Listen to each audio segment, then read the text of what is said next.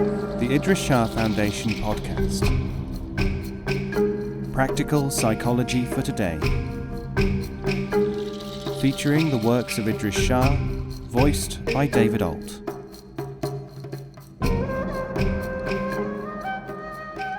Welcome to the Idries Shah Foundation podcast.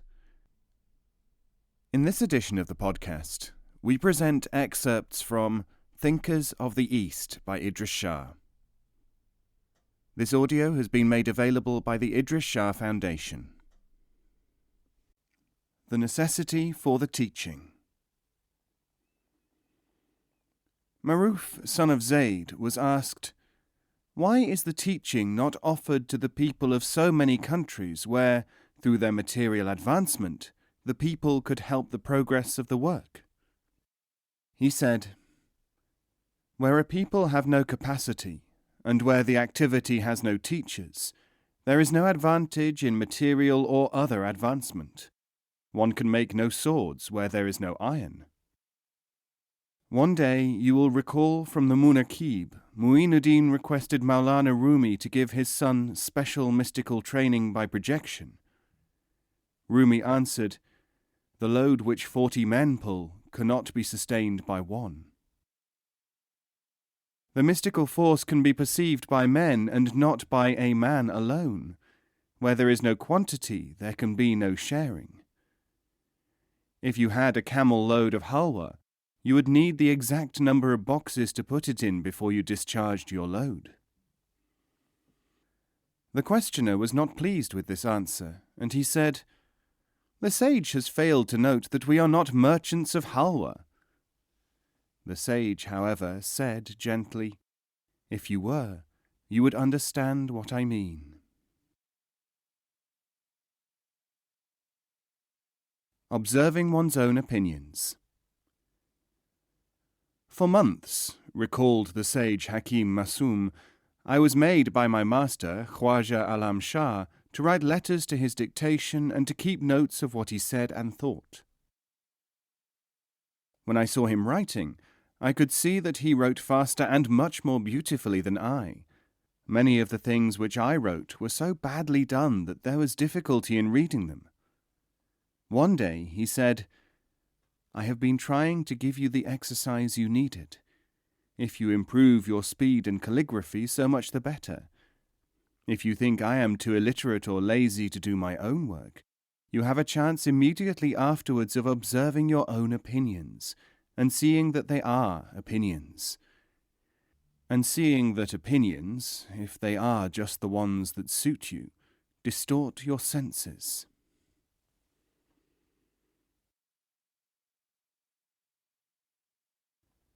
Great worth. A man came to Bahudin Shah and said, "First I followed this teacher, and then that one. Next I studied these books, and then those. I feel, although I know nothing of you and your teachings, this experience has been slowly preparing for me to learn from you."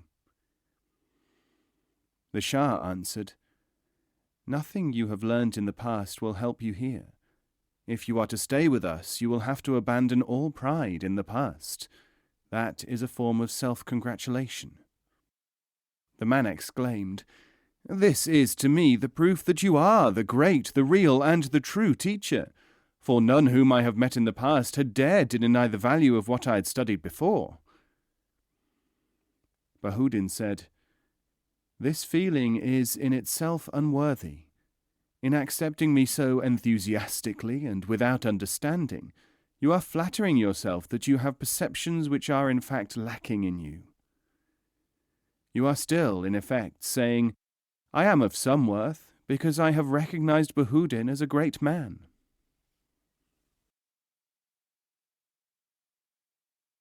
Analogy.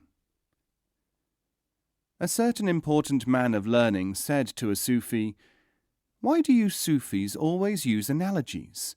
Such forms are good enough for the ignorant, but you can speak clearly to people of sense." The Sufi said, "Experience shows, alas, that it is not a matter of the ignorant and the wise.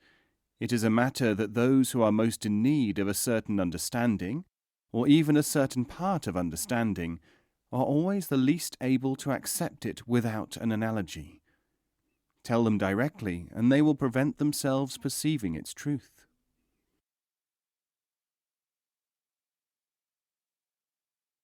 Lucky people.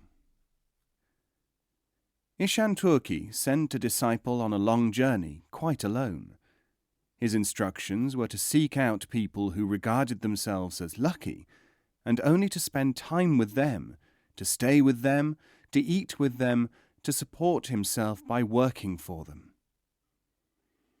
When he was asked why he did this, the master said, "All people who regard themselves as lucky have the kind of calmness that I wish to expose my disciple to. The best way to enable him to find the kind of people was to describe the main characteristic which such a person would have. If I had asked him to find people with calm, he would not have known how to do it." A questioner asked, "But what if he had met a genuinely lucky man, who knew he was lucky, and not one who just imagined it because he was calm and optimistic?" The Ishan said, "Such a man would have been a teacher and a sage. He would have known how to deal with my disciple to further his progress, and thus he would have worked to the advantage of all of us."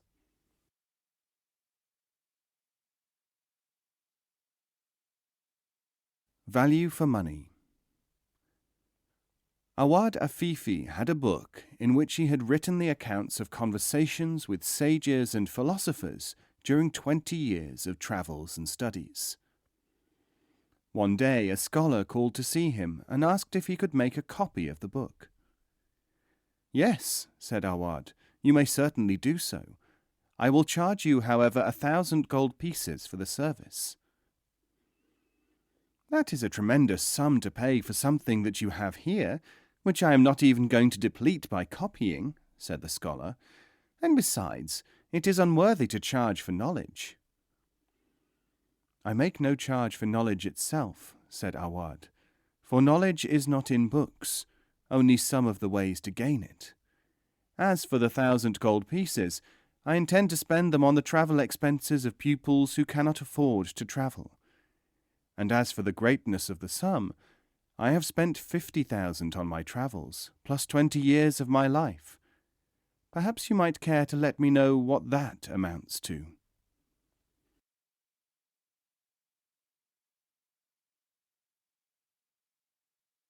The man who gave more and less.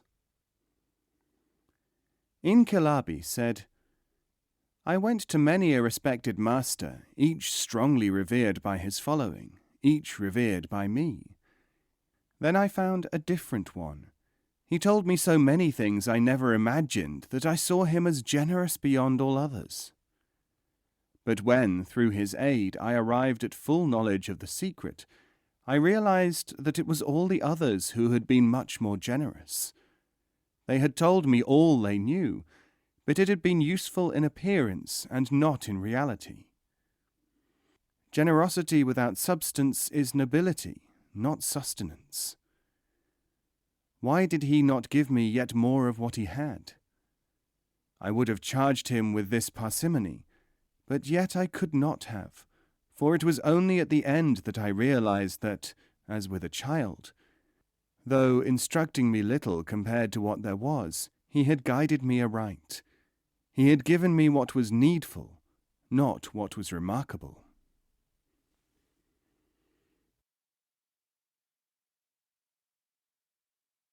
When even kings are weak. Shah Feroz, who is remembered as the teacher of many very distinguished Sufis, was often asked during his lifetime why he did not teach them faster. He said, "Because even the most dedicated will, until a certain point of understanding, may not be teachable at all. He is here in the flesh, but absent in every other way." He also recited this tale. There was once a king who wanted to become a Sufi. The Sufi whom he approached about the matter said, "Majesty, you cannot study with the elect until you can overcome heedlessness." "Heedlessness," said the king. "Am I not heedful of my religious obligations? Do I not look after the people? Whom can you find in all my realm who has a complaint against me on the grounds of heedlessness?" "That is precisely the difficulty," said the Sufi. "Because heedfulness is so marked in some things, people imagine that it must be a part of their texture."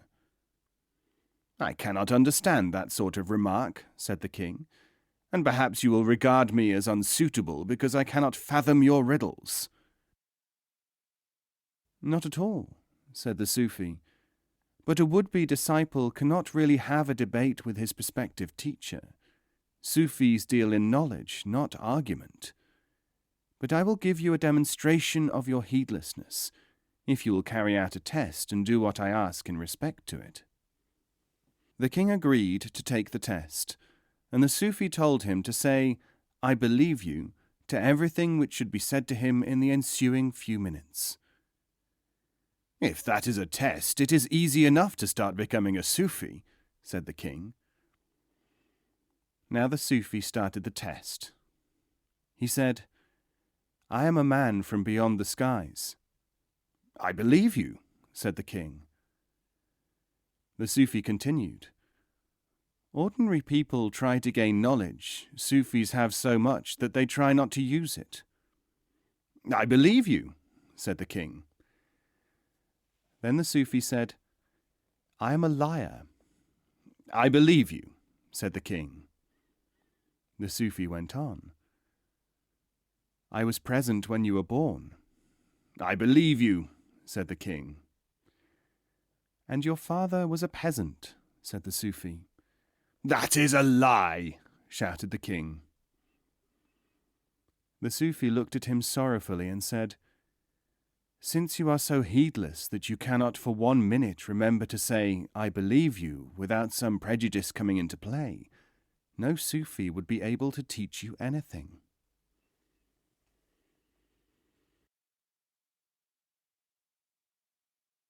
Conversion.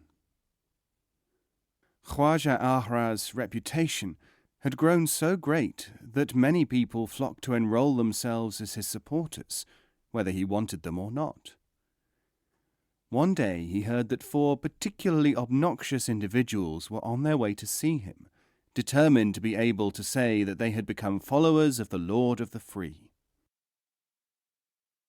He immediately made inquiries about these people's likes and dislikes. When they arrived, they found that he was wearing a red cap, talking immoderately, eating sweetmeats, and claiming that he was unable to resist opium. They spent less than half an hour in his presence and never spoke about him again.